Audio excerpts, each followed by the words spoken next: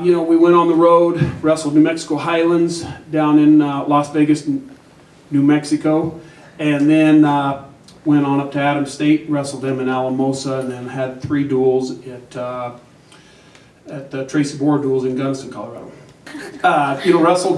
Wrestled real well this last weekend. I mean, we went 4-1. We lost to Air Force Academy, which is a decently strong D1 program. Obviously a little better than us. We felt like we kind of had a mixed group in the heavier weights, so probably I felt like if we'd had our full boat there that we maybe could have gave them a little better run, but it is what it is this time of year, and we're not too worried about focusing on Air Force Academy. But we had some good matches with those guys, so we're real pleased about that. Well, I think it's a gauge. We actually beat the 3 bottom teams in the RMAC, or in the regional, so we had good duels. So for us to go out there and really take it to those 3 schools like we did, and I should say the 4 schools, University of Central Oklahoma is a little higher than in the bottom there, but we still, had a good win against a predominantly tough team with UCO, and so that was a good win for us. But I think, the guys wrestled well. Again, we had a couple guys sick last week, which everybody does. That's just the way it is, and everybody's fighting that sickness. But to still be able to pull a few wins out, we were excited about that. We've got to see where some of our guys in dual action. In fact, 5 duels in 1 week is quite a few. And so last week we, with those duels, wrestled pretty well.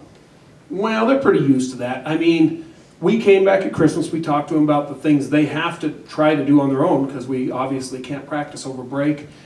Said, you don't want to come back in out of shape and all that. So we really tried to stress on that so that when they did come back in the room, it's not like starting over. They were able to kind of pick it up. They were also able to get healthy. So for us to roll in 5 days after we come back for Christmas, it was pretty good for these guys to be able to compete like that and go out there and wrestle them. And again, it was a long road trip and lots of snow along the way, so it was a good long 5-6 day road trip for us. Drew wrestled real well. I think Drew has been really kind of underrated the whole year, as far as where he's at. He hasn't even been in the top 6 of the region yet this year. Drew, was a regional or a national qualifier last year, placing 4th in the region. And so in the top 4. So I felt like he was kind of underrated and wasn't getting much respect. And he winds up beating the number 2 ranked kid in the region. And the kid was ranked 7th overall with the Rutherford kid out of Oklahoma. So, for him to get that win was good for him. He also beat Reese Humphrey, who took 2nd in the region last year, had a great match against him, the New Mexico Highlands kid. So, Drew really deserves all this that he gets. I mean, anything he gets here, he's worked hard. He's a 5th-year senior for us, a team captain, and doing everything right for us right now. He took a lot into there. I think, he kind of, when we went to nationals, I know those guys that are returning this year, those 3 guys, it's kind of deer in the headlights for them. I know it won't be, when you walk into that national tournament and kind of look around and, it's a big venue and all that. It kind of takes you back a little. They'll be straight looking, him and Salzar and Randy Berner this year, I think, looking straight ahead and have one focus on their mind, that's to be an All-American. I think Drew, is on that track right now. He had a couple little injuries earlier that kept him out of some of the bigger tournaments, pulled him out of another tournament. And, so Drew has one focus in mind, that's to be an All-American, and I think he's right on target to do that right now. We don't usually even point out individuals. The thing about it is these kids know. They know more than we do when they get online and see who they're wrestling and where the rankings are and all that, and find things that I didn't even know existed.